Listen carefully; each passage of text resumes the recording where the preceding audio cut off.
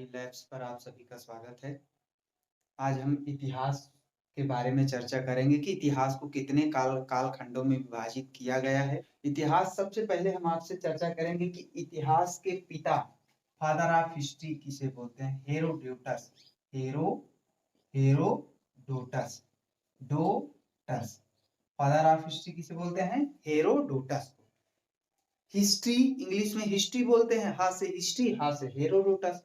तो father of इतिहास यानी कि इतिहास का पिता किसे कहा जाता है? हेरोडोटस को। किसे कहा जाता है? हेरोडोटस को। अब हम बात करेंगे, इतिहास को 3 कालखंडों में विभाजित किया गया है। पहला है प्राग ऐतिहासिक काल। प्राग का मतलब होता है प्राचीन, प्राचीन इतिहास, प्राचीन काल, आदि मानव के समय का, तो उसे बोलेंगे प्राग ऐतिहासिक काल। इंग्लिश में इसे बोलेंगे प्री हिस्टोरिक एज। इसका कालखंड 20 lakh BC, 20 lakh BC. BC का मतलब होता है जीसस क्राइस्ट के जन्म के पहले का समय। जब जीसस क्राइस्ट का जन्म नहीं हुआ था, ईसा मसीह, जीसस क्राइस्ट का मतलब ईसा मसीह का जब जन्म नहीं हुआ था, तो उससे पहले के समय को बीसी बोलते हैं। बीसी का मतलब हिंदी में बोले तो ईसा पूर्व, ईसा मसीह के जन्म के पहले के समय को ईसा पूर्व या बीसी बोलते हैं। इसका समय होता है 20 लाख से 3000 बीसी तक में प्राग ऐतिहासिक काल आता है। इस प्राग ऐतिहासिक काल में मानव ने जो सबसे महत्वपूर्ण खोज की वो था पत्थर और तांबा। तो क्वेश्चन पूछ लेता तांबे की खोज कौन से काल में हुई इतिहास के? तो इतिहास का कौन सा काल? प्राग ऐतिहासिक काल में। तो प्राग ऐतिहासिक काल में पहले मानव पत्थर का औजार उपयोग किया करते थे। फिर उसके बाद धीरे धीरे उनको धातु के बारे में जानकारी हुई तो वो तांबे का प्रयोग करने लगे। तो मानव सबसे पहले कौन सी धातु का प्रयोग किए? तांबे का। तो प्राग ऐतिहासिक काल में क्या आ जाएगा? तांबा। तांबा को इंग्लिश में तांबे को जो है का जो सूत्र है वो सीयू है। तांबे को सीयू से हम प्रदर्शित प्रतीक। और प्राग ऐतिहासिक काल में क्या आएगा? इसमें लिखित साक्ष्य उपलब्ध नहीं है। लिखित साक्ष्य उपलब्ध नहीं है, लिपि नहीं है, अर्थात मानव लिखना पढ़ना नहीं जानता था। प्राग ऐतिहासिक काल में मानव लिखना पढ़ना नहीं जानता था और इसीलिए इसमें ना ही लिपि है ना ही लेखन कला है। और इसमें हम विशेष रूप से प्राग ऐतिहासिक काल में हम चर्चा करेंगे पाषाण काल की। पाषाण का मतलब पत्थर, पाषाण, पाषाण का मतलब होता है पत्थर और काल का मतलब समय। तो पत्थर के काल के समय को हम क्या बोलेंगे? पाषाण काल। तो प्राग ऐतिहासिक काल में हम एक चैप्टर पढ़ते हैं पाषाण काल, और उस पाषाण काल को कई कालखंडों में विभाजित किया गया है, जिसमें एक हो आपका हो गया पूरा पाषाण काल, फिर उसके बाद आएगा मध्य पाषाण काल, फिर उसके बाद आएगा नवपाषाण काल, और नवपाषाण काल के बाद का समय आएगा ताम्रपाषाण काल। तो ये आपका प्राग ऐतिहासिक काल। अब हम बात करेंगे आद्य ऐतिहासिक। दूसरा कौन सा काल आ जाएगा? आद्य ऐतिहासिक काल। आद्य ऐतिहासिक काल का मतलब इतिहास से आगे का। आद्य ऐतिहासिक का मतलब आद्य, आगे, किससे? इतिहास से आगे का समय। इतिहास से आगे के समय को उसे हम क्या बोलेंगे? आद्य ऐतिहासिक काल। इसका कालखंड जो है 3000, यहाँ पर 3000 पे खत्म हुआ प्राग ऐतिहासिक काल, तो 3000 बीसी से 600 बीसी, अर्थात 3000 ईसा पूर्व से 600 ईसा पूर्व के समय को आद्य ऐतिहासिक काल कहते हैं। और इसे बोलते हैं प्रोटो हिस्टोरिक एज, इंग्लिश में प्रोटो हिस्टोरिक एज। इसमें मानव ने सबसे महत्वपूर्ण खोज कांसे की खोज की थी। कांसा, कांसा को, कांसा जो है एक मिश्र धातु है। कांसा क्या है? एग्जाम में क्वेश्चन पूछ लेता है कि कांसा कैसी धातु है, तो आप जानिए कांसा कैसी धातु है? मिश्र धातु। मिश्र का मतलब होता है दो चीजों को मिला के बना देना। जैसे पानी और चीनी को मिला दें तो शरबत बन गया, तो शरबत क्या है? मिश्रण है। वैसे ही कांसा क्या है? दो धातुओं का मिश्रण है। उसमें एक तांबा मिला हुआ है और एक क्या है? टिन, है ना। तो टिन का जैसे घर में बॉक्स वगैरह होते हैं, और तांबा से आप लोग परिचित होंगे, लोग जल वगैरह चढ़ाते हैं, तो वो दोनों मिला के बनाया गया है कांसा। तांबा और टिन से मिलाकर कांसा बनाया गया। तो वही मिश्र धातु का प्रयोग आद्य ऐतिहासिक काल के मानव प्रयोग किया करते थे। तो तो क्वेश्चन एग्जाम में पूछता है प्राग ऐतिहासिक काल में मानव सबसे महत्वपूर्ण खोज क्या थी? तांबा। आद्य ऐतिहासिक काल में मानव की सबसे महत्वपूर्ण खोज क्या थी? कांसा। कांसा कैसी धातु है? मिश्र धातु है। कांसा किन दो धातुओं का मिश्रण है? तो तांबा और टिन का मिश्रण है। तो कांसे को बोलेंगे Cu यसन, यसन, और तांबा को Cu और प्लस टिन को यसन, तो कांसा क्या हो जाएगा? Cu यसन हो गया। अब आद्य ऐतिहासिक काल जो होता है, जैसा कि मैंने यहाँ पर बताया कि लिखना पढ़ना नहीं जानते थे, लेखन और लिपि नहीं थी, लेकिन आद्य ऐतिहासिक काल में लोग मानव लिखना पढ़ना जानते थे, परंतु वो जो उनके द्वारा लेखन कला थी, जो लिखा गया है, वो शैली इतनी ज्यादा क्रिटिकल थी, उसमें इतना ज्यादा लिपि था, 400 से भी ज्यादा लिपि थी, तो इसलिए उसे आज तक पढ़ा नहीं जा सका, मानव आज तक उसे नहीं पढ़ा जा सका। तो इसलिए आद्य ऐतिहासिक काल में कौन सा आएगा? लेखन कला थी, लेकिन मानव आज तक उसे पढ़ नहीं पाया। क्यों नहीं पढ़ पाया? क्योंकि वो लेखन कला जो है बहुत क्रिटिकल, क्रिटिकल का मतलब बहुत कठिन थी, उसे आज तक पढ़ा नहीं जा सका है। इसमें हम बात करेंगे हड़प्पा सभ्यता। हड़प्पा का मतलब होता है ना, एक स्थान है हड़प्पा, हम वहां पर आगे हम चर्चा करेंगे हड़प्पा क्या होता है। हड़प्पा एक स्थान का नाम है, पाकिस्तान में एक स्थान, जैसे प्रतापगढ़ एक स्थान का नाम है जिले का, तो वैसे पाकिस्तान में एक स्थान है, उसका नाम है हड़प्पा। तो हड़प्पा सभ्यता उसी के नाम पर उसका नामकरण हुआ है। जब ये चैप्टर हम पढ़ाएंगे तो वहां पर हम इसकी डीपली चर्चा करेंगे। तो हड़प्पा सभ्यता। अब बात आती है सभ्यता क्या है, तो हम आगे नीचे हम चर्चा करेंगे, पहले हम इसकी चर्चा कर लेते हैं। दूसरा है ऐतिहासिक काल। ऐतिहासिक काल का मतलब होता है इतिहास का काल, है ना, इतिहास जो हम पढ़ रहे हैं उसका अभी वर्तमान समय के काल को हम ऐतिहासिक काल में रखते हैं। तो इसमें मानव लिखना भी जानता है, मानव पढ़ना भी जानता है, तो इससे ये हमें पता चला कि लेखन कला है और लिपि भी है, अर्थात मानव लिखना पढ़ना जानता है। तो ये हो गया। इसमें मानव की सबसे बड़ी खोज क्या थी? लोहा। ऐतिहासिक काल में मानव ने किसकी खोज की? लोहे की खोज की, आयरन।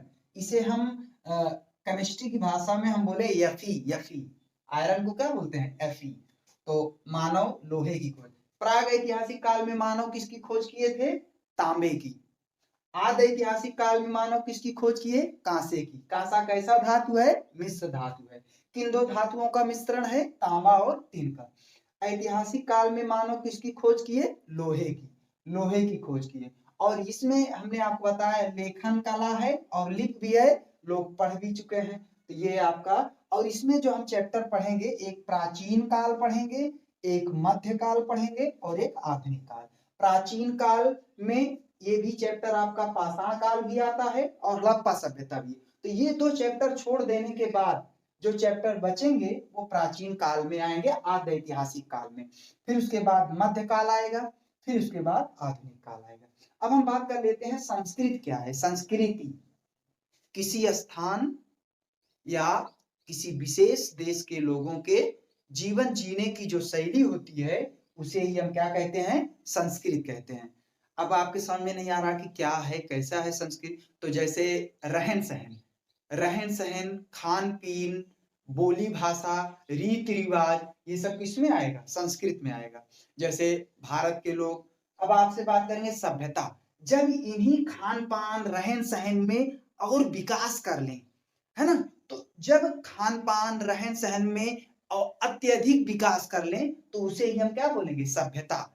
जैसे प्राचीन काल के मानव पत्ते वगैरह के कपड़े पहनते थे, कपड़े तो थे नहीं, तो मानव जो है पत्ते लपेटते थे शरीर पे, तो वो क्या किसमें आ जाएगा? संस्कृत में आ जाएगा। लेकिन जब कपड़े का विकास हुआ तो मानव कपड़ा पहनने लगा, सिला कपड़ा पहनने लगा, तो ये क्या है? ये सभ्यता हो गई। तो ये क्या हो गई? सभ्यता हो गई। अर्थात जब मानव द्वारा उच्च तकनीक और भौतिक समृद्धि, भौतिक समृद्धि का मतलब है जीवन जीने के लिए आदमी, जैसे पहले लोग जो है पेड़ पौधों पे, पेड़ों पर जीवन यापन करते थे, एक जगह से जाकर दूसरी जगह जीवन यापन करते थे, लेकिन वर्तमान समय में लोग अस्थायी निवास बनाते हैं, घर बनाकर रहते हैं, है ना, एक स्थान से दूसरे स्थान पर जाने के लिए साधन का प्रयोग करते हैं, गाड़ी का प्रयोग करते हैं और मानव जो है उच्च तकनीक प्राप्त कर लिया, तो ये सब किसमें आ जाएगा? सभ्यता में आ जाएगा। तो यहाँ पर फिर से हम एक बार रिवीजन करा लेते हैं कि प्रागैतिहासिक काल क्या है? प्रागैतिहासिक काल में लेखन कला और लिपि दोनों नहीं थी, मानव लिखना पढ़ना नहीं जानता था। और इसमें सबसे महत्वपूर्ण बात थी, प्रागैतिहासिक काल में तांबे की खोज हुई। आद ऐतिहासिक काल में मानव लिखना पढ़ना जानता था, परंतु उसकी जो खोज हुई है आज तक उसे पढ़ा नहीं जा सका है। तो इसलिए ये आपका आद ऐतिहासिक काल हो गया। इसमें हम हड़प्पा सभ्यता के बारे में चर्चा। आद ऐतिहासिक काल में मानव लिखना पढ़ना जानता है और लिपि और लेखन है अर्थात। और इसमें सबसे महत्वपूर्ण खोज क्या थी? लोहा, लोहे की खोज थी। तो इस तरीके से हम आगे इसके आगे हम बात करेंगे भारत का इतिहास। भारत का इतिहास में हम 3 इतिहास पढ़ते हैं, एक प्राचीन इतिहास, मध्यकालीन इतिहास और आधुनिक इतिहास। तो इसमें 3 भागों में भारत के इतिहास को विभाजित किया गया है। पहला आपका है प्राचीन इतिहास, दूसरा है मध्यकालीन इतिहास और तीसरा है आधुनिक इतिहास। तो प्राचीन इतिहास का जो समय है वो प्रारंभ से लेकर 750 ईस्वी तक, प्रारंभ से लेकर 750 ईस्वी का मतलब होता है एडी। एडी आप समझ लीजिएगा, एडी, अब एडी आ गया है यहाँ पर, है ना, इसीलिए ईस्वी बोलते हैं, ईस्वी, है ना, ईसा मसीह के बाद के समय, जब जन्म हो गए उसके बाद के समय को एडी बोलते हैं। तो प्रारंभ में बीसी रहेगा, जब ईसा मसीह का जन्म नहीं हुआ था तब से कालखंड चला आया और ईसा मसीह का बीच में जन्म हुआ तो 750 एडी चलने लगा। उसके बाद जन्म के बाद धीरे धीरे समय बढ़ता गया और 750 एडी, तो ये ईसा मसीह के जन्म के बाद का समय। तो प्राचीन इतिहास हो गया। दूसरा मध्यकालीन इतिहास, इसको हम पढ़ेंगे 750 ईस्वी से 1707 ईस्वी तक। 1707 तक के समय को हम मध्यकालीन इतिहास में रखेंगे। दूसरा आ जाएगा आधुनिक इतिहास।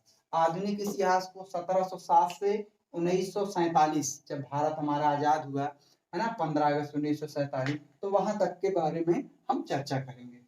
तो इसको इंग्लिश में ancient history, medieval history and modern history. तो प्राचीन इतिहास में हम जो चैप्टर पढ़ेंगे उसमें पहला चैप्टर रहेगा पाषाण काल। पाषाण काल, पाषाण काल का मतलब होता है पत्थर का काल। तो इसमें 2 संदर्भ में हम बात करेंगे, एक विश्व के संदर्भ में और एक भारत के संदर्भ में। तो विश्व के संदर्भ में अगर हम पाषाण काल की बात करेंगे, जो विश्व के लोग मानते हैं वो 20 लाख से 3000 ईसा पूर्व मानते हैं। मतलब ईसा पूर्व का मतलब बीसी, ईसा मसीह के जन्म के पहले। तो 20 लाख से 3000 ईसा पूर्व विश्व के संदर्भ में माना। लेकिन भारत में जो पाषाण काल माना जाता है, भारत में आदि मानव जब आए तो 5 लाख ईसा पूर्व पहुंचे। अब आपके मन में आ रहा है तो 20 लाख से 5 लाख घटते क्रम में कैसे आए? तो कहने का मतलब ईसा मसीह के जन्म के समय के पहले का समय घटते क्रम में आता है। जैसे 100 है तो 100, 98, है ना, 95, 94, 92 ऐसे घटते क्रम में आएगा। तो मानव धीरे धीरे, है ना, विस्तार मानव का प्रारंभ हुआ तो भारत में 5 लाख ईसा पूर्व पहुंचे। तो 5 लाख ईसा पूर्व से 3000 ईसा पूर्व के समय को हम लोग यहाँ पर भारत के संदर्भ में पाषाण काल के बारे में पढ़ेंगे। दूसरा चैप्टर आएगा हड़प्पा सभ्यता, जिसे हम सिंधु घाटी सभ्यता भी कहते हैं। तो 2600 ईसा पूर्व से 1900 ईसा पूर्व। ईसा पूर्व मतलब वही BC, before Christ, Jesus Christ के जन्म के पहले। दूसरा चैप्टर क्या हो जाएगा? हड़प्पा सभ्यता। प्राचीन इतिहास में तीसरा चैप्टर हम पढ़ेंगे वैदिक युग, वैदिक एज, है ना, जिसमें हम जो है इसमें बहुत सारे जो वेद वगैरह हैं और ब्राह्मण ग्रंथ हैं, ये सब की चर्चा हम करेंगे। जैसे ऋग्वेद या अथर्ववेद, सामवेद, यजुर्वेद, ये सारे वेद इसी में से आएंगे। और जो महाभारत की रचना हुई है ना, और रामायण की रचना हुई है, तो ये सब वैदिक युग में आएंगे। तो इसके तीसरा चैप्टर आपका रहेगा वैदिक युग प्राचीन इतिहास में। चौथा हो जाएगा 6ठी शताब्दी ईसा पूर्व। 6ठी शताब्दी ईसा पूर्व में जो है कई बड़े सुधार होने लगे। तो इसमें एक जैन धर्म आया, जैन धर्म के बारे में पढ़ेंगे। दूसरा बौद्ध धर्म आया, बौद्ध धर्म। तीसरा 16 महाजनपद। तो प्राचीन काल में भारत में कुल 16 महाजनपद हुआ करते, जैसे अभी वर्तमान समय 28 राज्य 8 केंद्र शासित प्रदेश हैं, तो वैसे उस समय प्राचीन भारत जब हम पढ़ेंगे तो वहां पर 16 महाजनपद की चर्चा है। तो 16 महाजनपद का मतलब 16 राज्य हुआ करते थे, तो उसके बारे में हम पढ़ेंगे। और इसी में तीसरे चैप्टर चौथे चैप्टर में ही हम आगे पढ़े मगध साम्राज्य का उत्कर्ष। जो आज के समय में बिहार है उसे प्राचीन काल में मगध कहते थे। बिहार की राजधानी पटना है, तो मगध जो आज हम यहाँ पर मगध नहीं तो आप कहें मगध कहाँ है, मगध बिहार को पहले मगध कहते थे, तो प्राचीन नाम बिहार का मगध है। तो मगध में बहुत सारे राजा आए, कई डायनेस्टी आई, कई साम्राज्य आए, तो उसमें उसी के बारे में यहाँ पर चर्चा करें। मगध साम्राज्य का कैसे उत्कर्ष हुआ, कैसे विकास हुआ मगध साम्राज्य का। 544 से 321 ईसा पूर्व तक हम मगध साम्राज्य का चर्चा करेंगे। इसमें मगध साम्राज्य में अगर हम बात करें तो इसमें आपका अजात शत्रु वगैरह, बिंबिसार, ये सब जो है आपके इसमें आएंगे। आगे अब हम बात करेंगे मौर्य काल। इस जब मगध साम्राज्य का उत्कर्ष के बाद 321 के बाद मौर्य काल आ जाएगा। मौर्य काल का जो कालखंड है 321 से 185 ईसा पूर्व मौर्य काल। मौर्य काल के बाद आएगा आपका मौर्योत्तर काल। मौर्योत्तर काल का मतलब मौर्य अब धीरे धीरे पतन की ओर जब बढ़ने लगे तो उसे ही बोलते हैं मौर्योत्तर काल। मौर्य काल, मौर्य उत्तर काल, मौर्य का धीरे धीरे पतन होने लगा तो मौर्योत्तर काल। मौर्योत्तर काल कब से?